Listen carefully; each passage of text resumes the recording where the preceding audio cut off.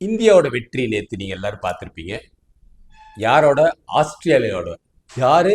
நம்ம பெண்கள் cricket team செமிஃபைனல்ஸ்லங்க. இப்போ நம்ம ஃபைனல்ஸ் என்டர் பண்ணிட்டோம். ரொம்ப ஆச்சரியமான ஒரு இது. ஏன்னா டாஸ் வின் பண்ணது ஆஸ்திரேலியா. அவங்க எடுத்தோன்னு விளையாட ஆரம்பிச்சாங்க. பந்துலேருந்து சர மாதிரி டக்கு டக்கு டக்குன்னு அடிக்கும். எங்க அவங்க அடிக்கிறத பார்த்தா 800ல போய் நிற்பாங்களோ அந்த அந்த ஸ்பீடில் அடிச்சிட்டு இருந்தாங்க. அதுக்கப்புறம் கொஞ்சம் அவங்களோட ரன் ரேட் எல்லாம் கண்ட்ரோல் பண்ணி ஒரு 300 சில்லறையில வந்து நிறுத்தினாங்க. அந்த 300 சில்லறையில யாருமே ஜெயிக்க முடியாது. நான் கூட டிவி ஆஃப் பண்ணிட்டு நான் பாட்டுக்கு என்னோட வேலையை பார்க்க போயிட்டேன். ஆனா நடந்தது என்னன்னா, அதை பார்த்தவங்களுக்கு தான் தெரியும். ரொம்ப சிறப்பாக ஆடினாங்க.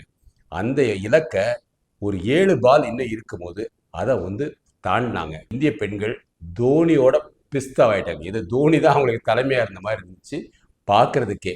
ஸோ உலக கப்பில் இந்தியா ஜெயிச்சது ஒரு முக்கியமானது. அதுலேருந்து நம்ம அரசியல் என்ன கற்றுக்கிட்டோம் அப்படின்னா, ஒரு பெண்மணி கூட அதில் எனக்கு வந்து இல்லை. அதான் வருத்தம். ஆனால் இதே ஆண்களில் அஸ்வின் கொண்டு இருந்தாங்க. ஆண்களில் எல்லாமே இருக்கிறாங்க. ஆனால் பெண்கள் இதில் நம்ம இல்லை.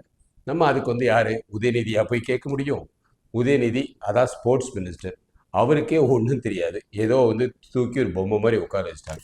அடுத்த 2026 ஒரு நல்ல ஒரு ஸ்போர்ட்ஸ் மினிஸ்டர் வரும். அதுவும் ஒரு பெண்ணாக இருந்தால் நல்லா இருக்குங்கிறது என்னோட விருப்பம்.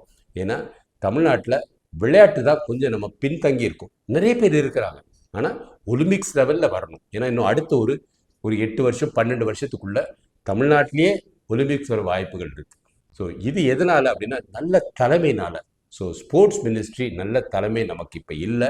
இல்லாதனால ஏதோ அவர் முயற்சியில் கார் ஓட்டுறதுக்கு பட்டம் விடுறதுக்கு அப்படி இப்படின்னு ஏதோ செய்கிறாரு. ஒன்றும் செய்யலைன்னு நம்ம சொல்ல முடியாது. அவரோட முயற்சியில் ஏதோ செஞ்சிட்டு இருக்காரு. ஆனால் எல்லாத்துலேயும் வந்து ஊழல் இருக்குன்ட்டு ஒரு பேர் வந்துட்டு இருக்கு. அதை அவரால் கட்டுப்படுத்த முடியுமான்னு எனக்கு தெரியல. இருந்தாலும் நம்ம அடுத்த 2026 ஒரு நல்ல விளையாட்டு அமைச்சர் தேவை. அது பெண்களாக இருக்கணும். யார்? அவங்க ஏற்கனவே வந்து நிறைய விளையாட்டில் ஜெயிச்சவங்களாக இருக்கணும். இந்த மாதிரி யாராக இருந்தால் பாரதிய ஜனதா கட்சியிலையோ இல்லை தேசிய ஜனநாயக கூட்டணியோ நின்று ஜெயிக்கணுங்கிறது என்னோட சிந்தனை. அவங்களுக்கு ஒரு நல்ல ஒரு அமைச்சரகம் கொடுக்கணும். அடுத்த 5 ஆண்டு அவங்க கையில் தான் இருக்கும். கிராமத்தில் இருக்க கபடி முதற்கொண்டு நம்ம தெருவில் விளையாடுற கிரிக்கெட், ஃபுட்பால், இந்த மாதிரி பல இது இருக்குது. எல்லாத்துலேயும் நம்மளோட தமிழர்கள் வெற்றி பெறணும். இந்த கிரிக்கெட் டீமில் நான் கற்றுக்கிட்டது தலைமை மிக மிக தேவை. எவ்வளோதான் திறமை இருந்தாலும் தலைமை இல்லைன்னா அங்கே ஒன்றும் கிடையாது. அதே மாதிரி தான் சென்னை தமிழ்நாட்டிலையும் எடுத்துக்கிட்டீங்கன்னு வச்சுக்கோ, பெண்கள் மிக திறமையானவர்கள்.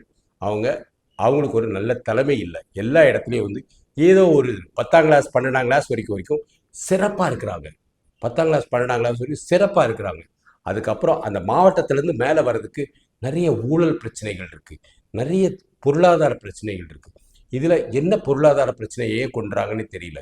இதில் ஊழல் வருது. திறமை இருந்தால் ஆட்டோமேட்டிக்காக அவங்க செலக்ட் பண்ணி அடுத்த லெவல் கொண்டு போகிறது. நேஷ்னல் டீமில் போகிறது அவங்களோட இது. இன்னும் ப்ரைவேட் ஆர்கனைசேஷனும் நிறைய கிளப்ஸ் உருவாகணும். இதுக்கு கிளப்ஸ் உருவாக்குறதுக்கு முன்னாடி மத்திய அரசு தான் ஏதோ ஒரு சின்ன லெவலில் ஏதோ பண்ணிக்கிட்டு இருந்தாங்க. பட் அதெல்லாம் பத்தாது.